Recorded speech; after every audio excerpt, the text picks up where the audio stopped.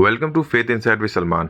ये वीडियो आपके सामने है अर्रहमान कौन है और वो कौन सा गिरोह है जो अर्रहमान को जानता तो है लेकिन मानता नहीं। इसके अलावा कुछ और क्रूशियल टॉपिक्स भी हम कवर करेंगे, जैसे तकदीर या डेस्टिनी का इशू और बहुत सारे ऐसे इशू जो एक्स मुस्लिम्स इस्लाम पे सवाल उठाते हैं। आइए अर्रहमान से शुरू करते हैं। अर्रहमान का क्या मतलब है? हम सब पढ़ते हैं बिस्मिल्लाहिर्रहमानिर्रहीम और अमूमन यही तर्जुमा किया जाता है कि शुरू अल्लाह के नाम से जो बड़ा मेहरबान और नहायत रहम वाला है। इम्पोर्टेंट बात यह है कि मैंने एक ही बात को दो बार रिपीट किया, बड़ा मेहरबान नहायत रहम वाला, ये दोनों एक ही चीज़ें हैं, तो यकीनन इसका ये तर्जुमा नहीं है। तो फिर अर्रहमान का क्या मतलब है? इसको समझने के लिए एक हदीस की हेल्प लेते हैं, बुखारी 5988। इसमें अल्लाह के रसूल फरमाते हैं कि अर्रहमान रहम से बना हुआ है। रहम का मतलब है माँ की कोख, यानी कि जिसमें बच्चा होता है, बच्चा उसमें पलता है, या वूम कह लें या गर्भ कह लें।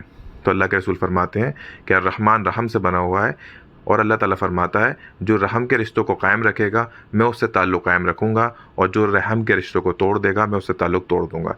यानी कि जो करीबी रिश्तों का ख्याल रखेगा मैं उससे ताल्लुक़ बनाए रखूँगा और जो इन रिश्तों को तोड़ देगा अल्लाह ताला उससे ताल्लुक़ तोड़ देगा।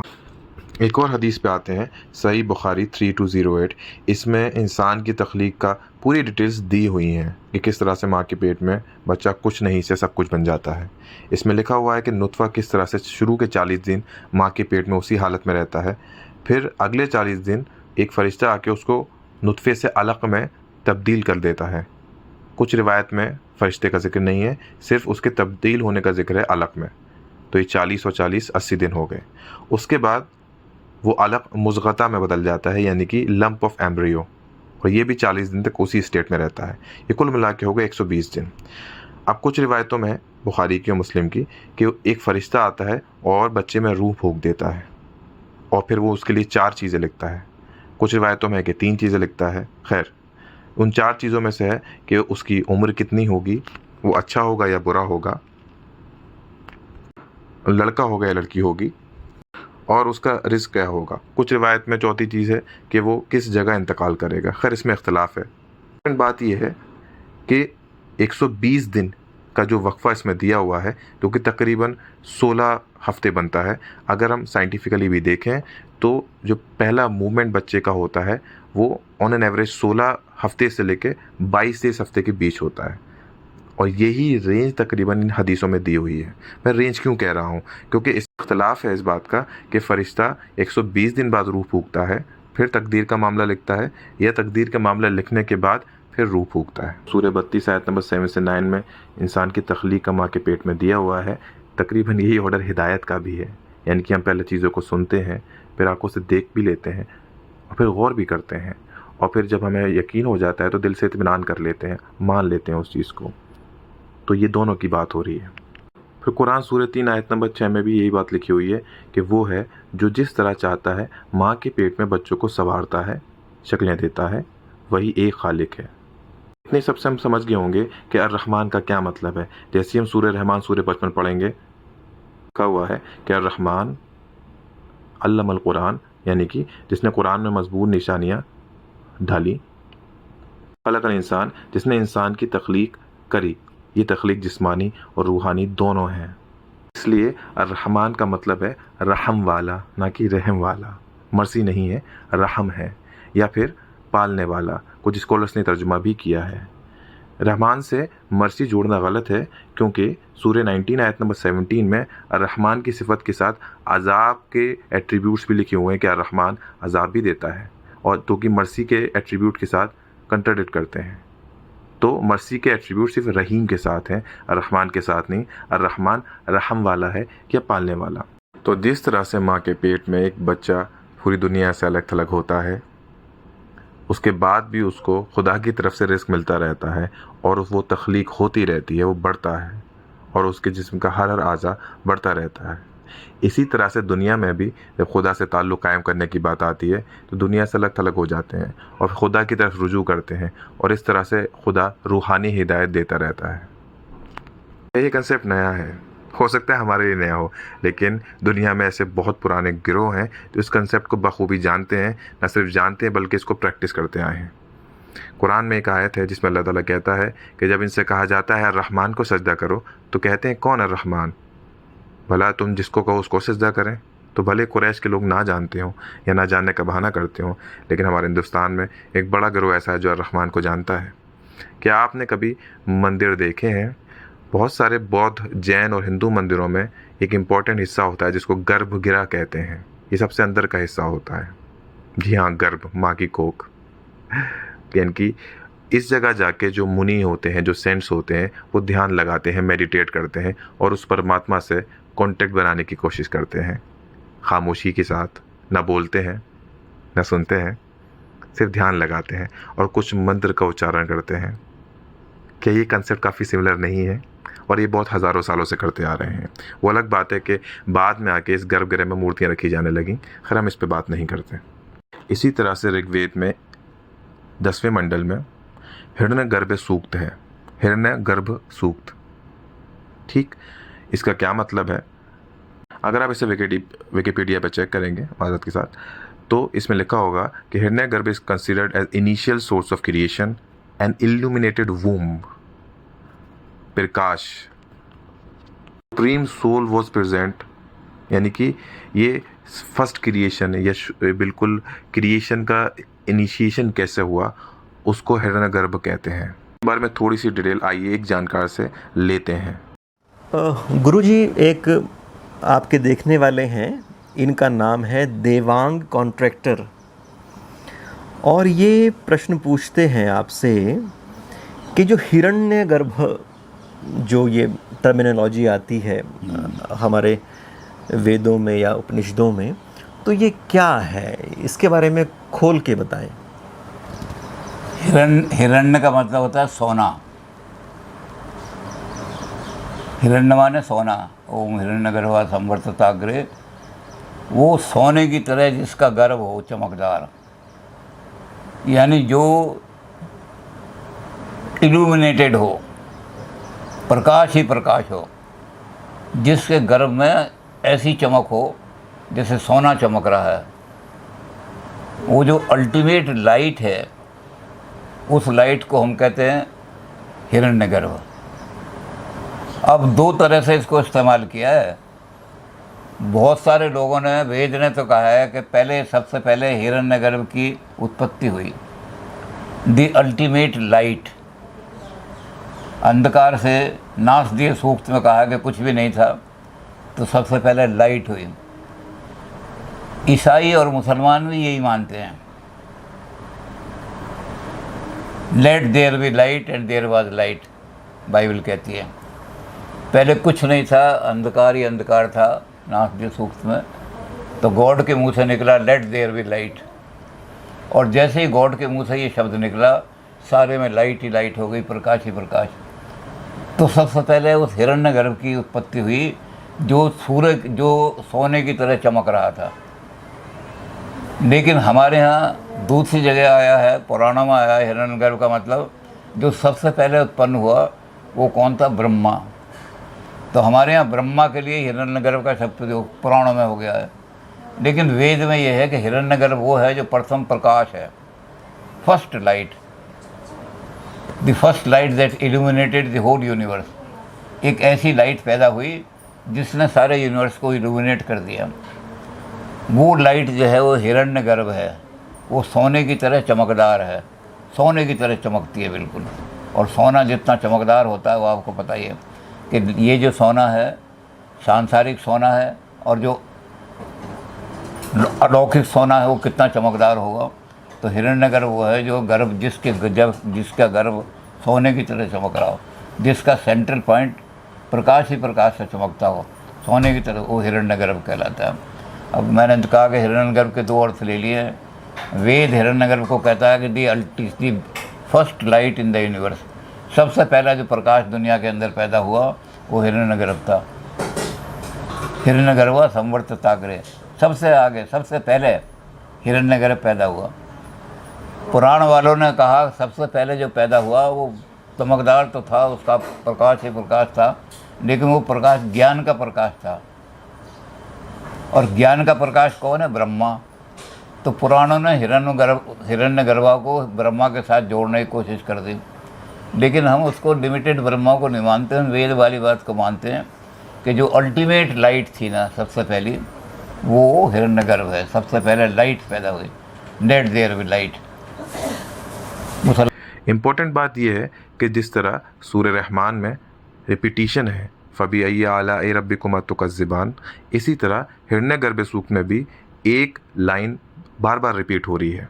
हालांकि मुझे संस्कृत नहीं आती, लेकिन मैं पढ़ने की कोशिश करूँगा। वो लाइन है कस्मे देवाय हविषा विधेम। इसका जो ट्रांसलेशन किया गया वो ये है कि हम उसे छोड़कर किस देवता की उपासना या अर्चना करें। हम उसे छोड़कर और किस देवता की उपासना या अर्चना करें। इस पूरे हिरण्यगर्भ सूक्त में उस एक सुप्रीम एंटिटी की तारीफ़ की जा रही है, और फिर तारीफ़ के बाद कहा जा रहा है कि उसे छोड़कर हम किसकी उपासना करें, यानी कि उसके अलावा कोई उपासना के लायक है ही नहीं। रिपीटेशन सूरह रहमान में और हिरण्यगर्भ सूक्त में है। इसको गौर से सुनते हैं।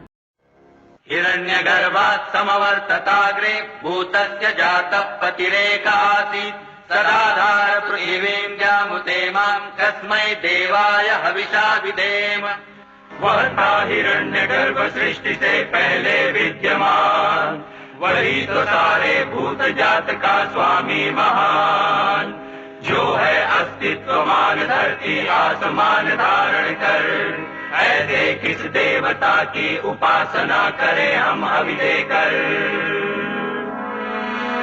जिसके बल पर तेजोमय है अंबर, पृथ्वी हरी भरी स्थापित सिर, स्वर्ग और सूरज भी स्थिर।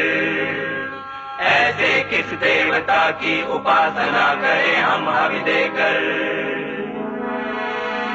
गर्भ में अपने अग्नि धारण कर पैदा कर, व्यापा था जल इधर उधर नीचे ऊपर, जगा जो देवों का एकमेव प्राण बनकर। ऐसे किस देवता की उपासना करें हम हवि देकर। ओ सृष्टि निर्माता स्वर्ग रचयिता पूर्वज रक्षा कर, सत्य धर्म पालक अतुल जल नियामक रक्षा कर।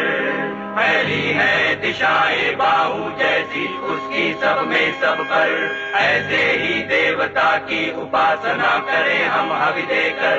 ऐसे ही देवता की उपासना करें हम हवि देकर।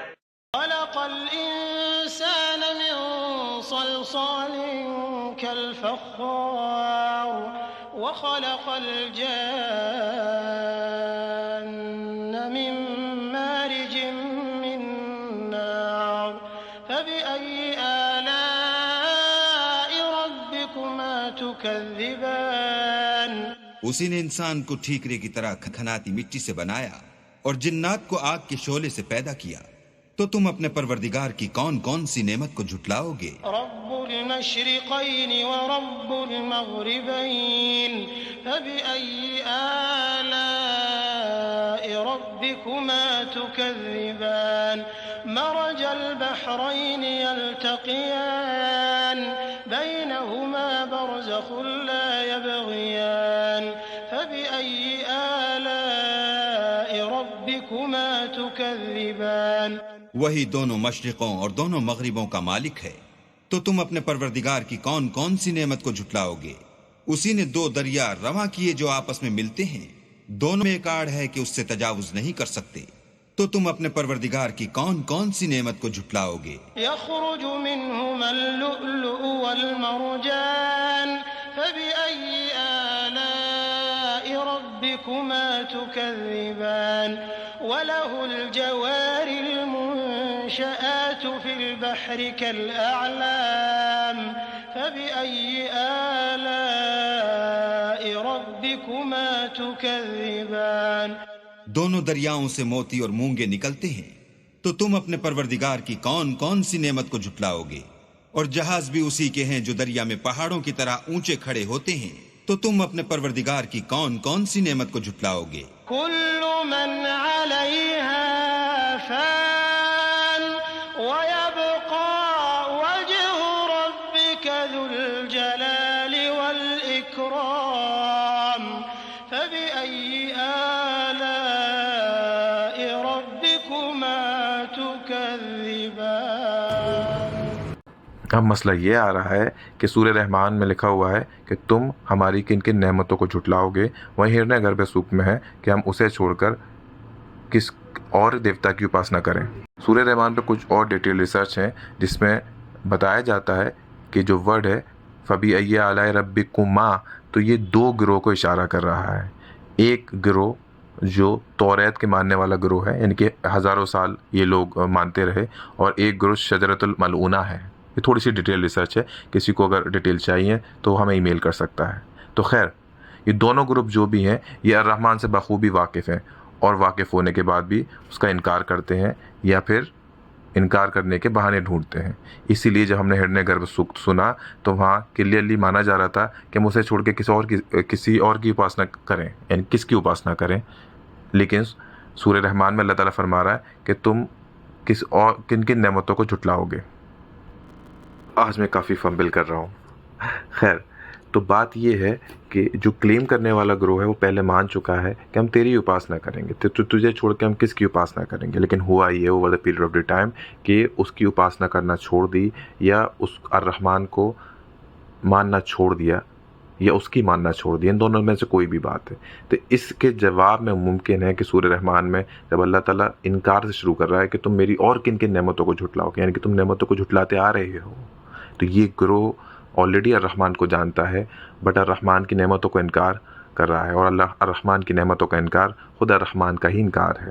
تو آپ سمجھ گئے ہوں گے وہ کون سا گروہ ہے جو الرحمن کو جانتا ہے لیکن مانتا نہیں، کس کے یہاں گرب گرا ہوتے ہیں۔ خوبصورت کنسیپٹ ہے الرحم والا۔ اسی طرح سے ہم آکار سے نراکار کی طرف جاتے ہیں۔ یقین مانیں، آکار وہ جو اس نراکار نے بنایا ہے، نہ کہ وہ آکار جو ہم اپنے ہاتھ سے بناتے ہیں۔ اس نراکار کے بنائے ہوئے آکار سے ہی آپ اس نراکار تک پہنچ سکتے ہیں۔ تھوڑا سا ٹیکنیکل ہو گیا، اپنے ہاتھوں سے بنائے ہوئے آکار سے کبھی نراکار کو نہیں پہنچ سکتے۔ یہ میسج مجھے جنہیں پہنچانا ہے ان کو پہنچ چکا ہوگا اور وہ سمجھ گئے ہوں گے میں کیا کہہ رہا ہوں۔ آئیے اب دوسرے ٹاپک پہ آتے ہیں، آدم کی تخلیق۔ قرآن سورہ 7 آیت نمبر 11 میں اللہ فرماتا ہے، اور ہم نے تمہیں پیدا کیا اور تمہارا روپ بنایا۔ اس کے لیے جو ورڈ استعمال کیا ہے وہ ہے صورناکم۔ پھر ہم نے فرشتوں سے کہا کہ آدم کو سجدہ کرو۔ سب نے سجدہ کیا لیکن ابلیس نے نہیں کیا، یہ آپ نے سب نے سنا ہوگا۔ لیکن امپورٹنٹ بات یہ ہے کہ اس سے پہلے ہم جو بھی آیتیں ڈسکس کرتے آ رہے ہیں کہ اللہ تعالیٰ نے تخلیق کی، پھر ان کا روپ بنایا یا الگ الگ چہرے دیے، ہے نا، تخلیق کرنے کا پورے قصے ہم دیکھتے ہوئے آ رہے ہیں۔ وہی قصہ یہاں آگے بڑھتا ہے اور یہاں لکھا ہوا ہے پھر کہا فرشتوں سے کہ آدم کو سجدہ کرو۔ رکیں، ابھی تک تو ہم ماں کے پیٹ کے اندر یہ تخلیق کا بیان کر رہے تھے، پھر آدم علیہ السلام کا قصہ کنٹینیوٹی میں کیسے آیا؟ یہ بہت بڑا خلاصہ ہے۔ بات یہ ہے کہ جو ماں کے پیٹ میں بچے کی تخلیق ہو رہی ہوتی ہے اصل میں وہی آدم ہے۔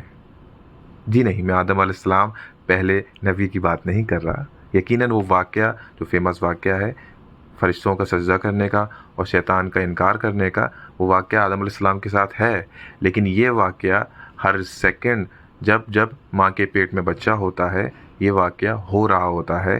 جب اللہ تعالیٰ تخلیق کرتا ہے، شکلیں دیتا ہے، کیونکہ یہاں جو ورڈ ہے صورناکم یا یصورکم، یہ ایک ہی ہے، اور پھر فرشتوں کو اس کے ساتھ لگایا جاتا ہے۔ یاد کرے جو ہم نے شروع کی حدیث میں ڈسکس کیا تھا، جس میں لکھا ہے کہ 40 دن تک نطفہ رہتا ہے، پھر اگلے 40 دن تک علقہ رہتا ہے، پھر اس سے اگلے 40 دن تک مضغہ یعنی کہ لمپ آف ایمبریو، جس کو گوشت ہڈی الگ الگ طریقے سے ترجمہ کیا گیا ہے، وہ رہتا ہے۔ تو اصل میں جو تخلیق ماں کے پیٹ میں بچے کی ہو رہی ہے وہی اصل میں آدم علیہ السلام یا آدم کی تخلیق ہے، اور یہ معاملہ ہر سیکنڈ ہو رہا ہے۔ اور پھر جب فرشتوں کو لگایا جاتا ہے اور پھر وہ تقدیر کا معاملہ کرتے ہیں، یہ سب معاملہ قرآن کی آیتوں میں لکھا ہوا ہے۔ سمجھ میں آتا ہے کہ پھر یہاں شیطان کہاں سے آیا؟ یہ شیطان تو نہیں، یہاں صرف فرشتے ہیں۔ شیطان نے انکار کر دیا تو ان سے کہا کہ میں نے خدا کے امر سے انکار کیا ہے۔ اس تخلیق کے پروسیس میں جو ماں کے پیٹ کے اندر ہو رہا ہے، شیطان کہاں سے لگ گیا؟ چلے فرشتے تو لگے ہوئے ہیں، اور فرشتوں کو سجدہ کرنا وہ اصل سجدہ نہیں ہے، یہ آپ بہت ساری تفسیر میں پڑھ سکتے ہیں، بلکہ یہ جو آدم پیدا ہو رہا ہے اس کے ساتھ دینا ہے، اس کے ساتھ جو ڈیوٹیز اللہ نے لگائی ہیں اس کو تمہیں فالو کرنا ہے، اور یہ آپ سب معلوم ہے کہ فرشتوں کی ڈیوٹیز کیا کیا لگی ہوئی ہیں۔ اب امپورٹنٹ بات ہے کہ شیطان کو سمجھنا ہے کہ شیطان کہاں سے آیا. اس کو سمجھنے کے لیے ہم پھر سے اس حدیث و قرآن پہ جائیں گے جہاں لکھا ہوا ہے کہ اللہ تعالیٰ نے نطفے سے علق بنایا. اب علق کو آپ کو معلوم ہے کئی اور ترجمے میں بھی لیا جاتا ہے، لیکن جیسے ہی ہم سورہ اقرا سورہ 96 آیت نمبر 2 میں آئیں گے تو یہاں پہ اللہ تعالیٰ فرماتے ہیں کہ اللہ تعالیٰ نے انسان کو علق سے بنایا. حالانکہ یہاں تخلیق کی بات نہیں ہو رہی ہے. علق کے ایک اور معنی آپ کو لغت میں مل جائیں گے، وہ ہے ایسی چیز جو آپ کے ساتھ چمٹی ہوئی ہے یا لگی رہتی ہے. اب سمجھانے کی ضرورت نہیں ہے کہ انسان کے ساتھ شیطان ہمیشہ لگا رہتا ہے اور چمٹا رہتا ہے، یعنی کہ ماں کے پیٹ کے دوران ہی ہے جو شیطان آپ کے ساتھ لگ جاتا ہے، وہ انکاری آپ کے ساتھ لگ جاتا ہے. اس کا انکار اللہ کے امر کے ذریعے سے ہے. اور ڈیٹیل میں جاننے کے لیے آپ ہماری ویڈیو دیکھ سکتے ہیں کہ شیطان ہماری فری ول کا حصہ ہے. تو بس یہی انکار اور یہی اقرار سے انسان اب زندگی آگے بڑھاتا ہے. سورہ علق میں یہ کیوں لکھا کہ اللہ تعالیٰ نے علق سے تخلیق کری؟ جیسا کہ ہم سمجھ چکے ہیں کہ تخلیق کا مطلب روحانی اور جسمانی دونوں تخلیق ہے. تو اگر ہم جسمانی تخلیق لیں گے تو علق کو فلوئڈ لیں گے، اور جب روحانی تخلیق لیں گے تو اس کو ہم شیطان لیں گے. مجھے معلوم ہے آپ لوگ آکورڈ فیل کر رہے ہوں گے کہ شیطان سے ایسی کیسی تخلیق. دیکھیں، شیطان جو ہے اصل میں انکاری ہے. جن جن چیزوں سے آپ کو روکے گا، ڈر دکھائے گا، بے صبرا کرائے گا، ہے نا، خوف دلائے گا، ان چیزوں سے جو انسان کا مطلب جو ہدایت لینے کی کیپیسٹی رکھتا ہے، جب شیطان کی ان چیزوں سے انکار کر دے گا تو وہ رائے راست پہ چلتا رہے گا. اور یہی ہدایت ہے. یعنی کہ شیطان سے، یعنی کہ جو خود انکاری ہے، جب وہ آپ کو انکار کی طرف بلائے تو اس کو انکار کر دینا اصل میں رائے ہدایت ہے. اسی لیے آپ کے ساتھ لگا ہوا ہے. الٹیمیٹلی جو انسان ہیں، جو ہدایت کے طلبگار ہیں، وہ شیطان کا انکار کر کے، آسان بھاشا میں شیطان کا استعمال کر کے وہ راہ ہدایت پا لیتے ہیں. پھر اس طرح سے اللہ تعالیٰ انسان کی تخلیق کرتا ہے. پھر وہ اپنی کمزوریوں کو اوور کم کر لیتا ہے اور بہتر انسان بن جاتا ہے، اور شیطان کا حملہ اس پر پھر نہیں ہو پاتا. اب آتے ہیں فائنل ٹاپک کی طرف، جو ہے تقدیر کا ایشو. یعنی کہ جو حدیث ہم نے ڈسکس کی تھی شروع میں، جہاں پہ انسان کے ماں کے پیٹ میں کریشن کا مسئلہ لکھا ہوا ہے، وہاں یہ بھی لکھا ہوا تھا کہ ایک انسان نیک عمل کرتے رہتا ہے اور پھر وہ جنت سے ایک بالش یا ایک ہاتھ دور رہ جاتا ہے اور تقدیر غالب آتی ہے، وہ جہنم میں چلا جاتا ہے. اسی طرح سے انسان برے عمل کرتا رہتا ہے اور وہ دوزخ سے ایک ہاتھ دور رہ جاتا ہے، تقدیر غالب آتی ہے، وہ جنتی ہو جاتا ہے. امپورٹنٹ بات یہ ہے، اس پہ بڑے سوال اٹھائے گئے کہ جب تقدیر کا لکھا ہوا ہی ہونا ہے تو آپ کی فری ول کا کیا فائدہ؟ لیکن یہاں جو مس انڈرسٹینڈنگ یہ ہوئی ہے کہ تقدیر کا غالب آنا اور کسی کا جنتی ہوتے ہوئے جہنم میں چلے جانا، نیک ہوتے ہوئے جہنم میں چلے جانا، یہ اپنے آپ غالب نہیں آتا. ہمیشہ دھیان رکھیں، تقدیر آپ کی نیت اور ایفرٹ کے بغیر غالب نہیں آ سکتی. آسان بھاشا میں تقدیر بھی ہمت کی محتاج ہوتی ہے. اس پر ہم نے ایک ویڈیو بنائی ہے، اس کو ضرور دیکھیں. ٹاپک اس کا یہی ہے کہ تقدیر بھی ہمت کی محتاج ہوتی ہے. انتظار کرنے والوں کو اتنا ہی ملتا ہے جتنا کوشش کرنے والے چھوڑ دیتے ہیں. اسی طرح سے ایک اور حدیث ہے مسلم کی 2645 اس میں یہ لکھا ہوا ہے کہ برے تو وہ ہیں جو ماں کے پیٹ سے برے ہیں، اور نیک وہ ہیں جو دوسروں سے سبق لیں اور برائی سے بچ جائیں. اب امپورٹنٹ بات یہ ہے کہ اگر کوئی ماں کے پیٹ سے برا ہے تو وہی برا ہے. اس کا کیا مطلب ہے؟ دیکھیں، اگر یہاں پہ تقدیر کا لکھا ہوا ہی سب کچھ ہوتا تو یہاں لکھا ہوتا برے تو وہ ہیں جو ماں کے پیٹ سے برے ہیں اور نیک تو وہ ہیں جو ماں کے پیٹ سے نیک ہے. لیکن یہاں یہ نہیں لکھا ہوا، یہاں لکھا ہوا ہے کہ نیک وہ ہیں جو دوسروں سے سبق لیتے ہیں، دوسروں کی غلطیوں سے سبق لیتے ہیں. امپورٹنٹ بات یہ ہے کہ ماں کے پیٹ سے بچہ کچھ نہ کچھ ٹریٹس لے کے آتا ہے، اچھے برے دونوں، اور برے ٹریٹس بھی ہوتے ہیں. دنیا میں آنے کے بعد وہ برے ٹریٹس بڑھیں گے ہی، دنیا آپ کو برائی کی طرف ہی لے جائے گی. اگر آپ نے غور و فکر نہ کی تو پھر جس طرح سے آپ ماں کے پیٹ سے آئے تھے یعنی کہ برے، اسی طرح سے آپ کا اینڈ بھی ہوگا، یعنی کہ آپ برائی پہ ہی چلے جائیں گے، برائی پر ہی آپ کا خاتمہ ہو جائے گا. لیکن اگر آپ نے اس زندگی میں غور و فکر کری اور برائیوں سے، دوسروں کی برائیوں سے سیکھا اور شیطان کا انکار کیا تو آپ ہدایت پانے والوں میں سے ہو جائیں گے. اور اب واپس آتے ہیں اس بات کی طرف کہ تقدیر بھی ہمت کی محتاج ہوتی ہے. دیکھیں، تقدیر کا لکھا جو ماں کے پیٹ میں فائنل ہو جاتا ہے وہ بدل بھی سکتا ہے. جی ہاں، اللہ کی مرضی سے، دوسرا آپ کے عمل سے اور آپ کی نیت سے، آپ کی دعاؤں سے. اسی لیے اللہ تعالیٰ فرماتا ہے سورہ 52 آیت نمبر 16 میں کہ تمہارے لیے یکساں ہے، تمہیں تو بس اسی کاموں کا بدلہ ملے گا جو تم کیا کرتے تھے. یعنی کہ اللہ تعالیٰ تم پہ ظلم نہیں کرتا، تمہیں جو بھی ملتا ہے اچھا یا برا وہ تمہارے ہاتھ کی ہی کمائی ہے. بات یہ کہ جو تقدیر میں لکھا ہوا ہے وہ مٹتا ہے کہ نہیں مٹتا؟ جی بالکل مٹ جاتا ہے۔ سورہ 13 آیت نمبر 39 میں اللہ تعالیٰ فرماتا ہے کہ پھر اس میں وہ خدا جس کو چاہتا ہے مٹا دیتا ہے اور جس کو چاہتا ہے باقی رکھتا ہے، اور اس کے پاس الکتاب ہے، یعنی کہ جس میں سب کے ریکارڈ ہیں۔ ایک حدیث ہے بخاری کی جس میں اللہ کے رسول فرماتے ہیں جو ویکتی اپنی پورتی کا وستار اور اس کی آیو بڑھانے میں پرسن ہوتا ہے تو اسے اپنے پریوار کے ساتھ اچھے سمبند رکھنے چاہیے، یعنی کہ اگر آپ اپنے پریوار والوں کے ساتھ اچھے سمبند رکھیں گے تو آپ کی آیو بڑھے گی اور رزق میں اضافہ ہوگا۔ ایک اور حدیث ہے ترمذی میں جس میں رسول فرماتے ہیں کہ دیوی فرمان کو، یعنی کہ جو اللہ تعالیٰ تقدیر میں لکھ دیتا ہے، کچھ بھی نہیں بدل سکتا لیکن پرارتھنا یعنی کہ دعا، اور کچھ بھی نہیں بلکہ اچھے کاموں سے عمر بڑھ جاتی ہے۔ ایک اور پرمان دیتے ہیں آپ کو جس میں لکھا ہے کہ اللہ تعالیٰ بھاگیہ بدل دیتا ہے۔ سورہ 13 آیت نمبر 11 میں نشچے ہی اللہ لوگوں کا بھاگیہ نہیں بدلتا جب تک کہ وہ اپنے من میں جو کچھ ہے اسے نہ بدل لیں۔ آپ کی نیت اور آپ کے ایفرٹس پہلے آتے ہیں، پھر تقدیر غالب آتی ہے، نا پازیٹیو وے اور نا نگیٹیو وے۔ اور انہی سب کانسیپٹس کو لے کے صحابی اور تابعین دعا بھی کرتے تھے۔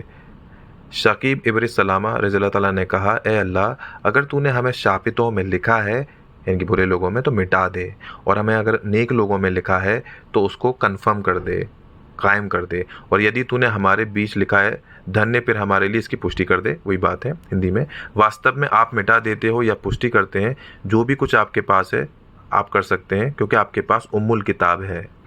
اس کا میں نے حوالہ دیا ہوا ہے۔ تو یہ کنسیپٹ یہاں پہ کلیئر ہوا۔ آخری ٹاپک جو ایکس مسلم کا سوال اکثر اٹھتا ہے وہ ہے ولد کا کنسیپٹ، یعنی کہ ایسی فیمیل سلیو جو اس وقت ہوا کرتی تھی جن کی اولاد بھی ہوتی تھی، لوگ انہیں بیچ دیا کرتے تھے، ماں کو الگ، بیٹے کو الگ، بیٹی کو الگ۔ لوگوں میں سے کچھ کنفیوز ہو رہے ہوں گے یہ الگ الگ ٹاپک کیسے ہیں۔ یہ سارے کے سارے ٹاپک ایک پوائنٹ سے کنیکٹڈ ہیں، وہ ہے رحم۔ یہاں بھی جو ہے ولد یعنی کہ جو سلیو ہوتی ہے اس کا جو کنیکشن ہے اس کے بیٹے یا بچوں کے ساتھ وہ بھی رحم سے ہی ہے، اور یہاں پہ جو آیت کوٹ کی جائے گی اس کا بھی لنک ہوگا۔ تو سارے ٹاپک جو آج ہم نے ڈسکس کیے ہیں سارے کے سارے کنیکٹڈ ہیں۔ تو ایکس مسلم یہ اشکال کرتے ہیں، اشکال نہیں الزام لگاتے ہیں کہ مسلمان جو ہیں وہ اپنی ولد کو بیچا کرتے تھے۔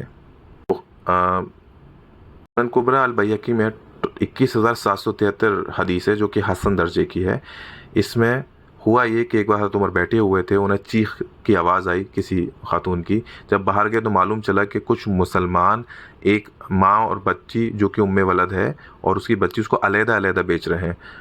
حضرت عمر نے سب کو اکٹھا کیا اور پھر پوچھا کہ تمہیں قطع رحمی کے بارے میں قرآن کا علم نہیں پتہ یا اللہ کے رسول نے جو فرمایا تھا وہ نہیں معلوم؟ تو انہوں نے کہا نہیں معلوم۔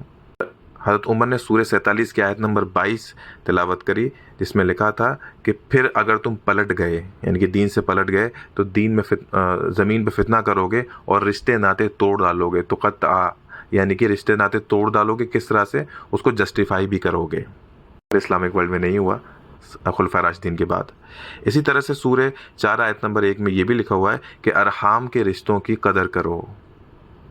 کامن ہے رحم یا رحام، تو قرآن کے حساب سے رحم کے رشتوں کو توڑنا، قطع کرنا، یہ قرآن کے خلاف ہے۔ سوال ایکس مسلم کی طرف سے اٹھایا جاتا ہے سورہ 31 آیت نمبر 34 میں جس میں اللہ تعالیٰ فرماتے ہیں یقیناً اللہ ہی کے پاس ہے نالج الساعہ کی اور بارش کی اور وہ جو رحم میں ہے یعنی کہ ماں کے پیٹوں میں ہے۔ اس میں یہ کرٹیسائز کیا جاتا ہے کہ جو الرحم میں ہے یعنی کہ لڑکا ہے لڑکی، وہ تو آج کی ٹیکنالوجی سے معلوم چل گیا ہے، تو قرآن تو کہتا ہے یہ صرف اللہ جانتا ہے۔ یقیناً یہاں یہ نہیں لکھا ہوا کہ لڑکا لڑکی کے بارے میں۔ الرحم میں کیا ہے کہ جو حدیثیں ہم نے پڑھی ہیں واضح ہوا کہ اس کے اچھے یا برے ہونے کی طرف جو ہے اشارہ ہے، نہ کہ لڑکا یا لڑکے ہونے کی طرف۔ پورا تقدیر کا ایشو بھی ہم نے اسی کانٹیکس میں ذکر کیا۔ لڑکا یا لڑکی ہونے کی بات صرف ایک حدیث میں آئی تھی جو ہم نے پڑھی، اس کے علاوہ کئی حدیثوں میں وہ بات نہیں لکھی ہوئی تھی۔ تو یہاں رحم میں کیا ہے، مطلب کوئی بھی شے اچھائی کے ساتھ ہے زیادہ ہے یا برائی کے ساتھ۔ اور سب سے پہلی حدیث جو میں نے اس میں بیان کی تھی کہ جو رحم کے رشتوں کو توڑے گا اللہ تعالیٰ اس سے ناطہ اپنا توڑ دے گا اور آپ کا تعلق الرحمن سے ختم ہو جائے گا۔ ہمیں تو الرحمن سے تعلق قائم کرنا ہے اور اس پہ ہی اپنا بھروسہ رکھنا ہے۔ السلام علیکم۔ قل هو الرحمن آمنا به وعليه توكلنا فستعلمون من هو في ضلال مبين۔ کہہ دو کہ وہ جو رحمان ہے ہم اسی پر ایمان لائے اور اسی پر بھروسہ رکھتے ہیں، تم کو جلد معلوم ہو جائے گا کہ کھلی گمراہی میں کون پڑا ہے۔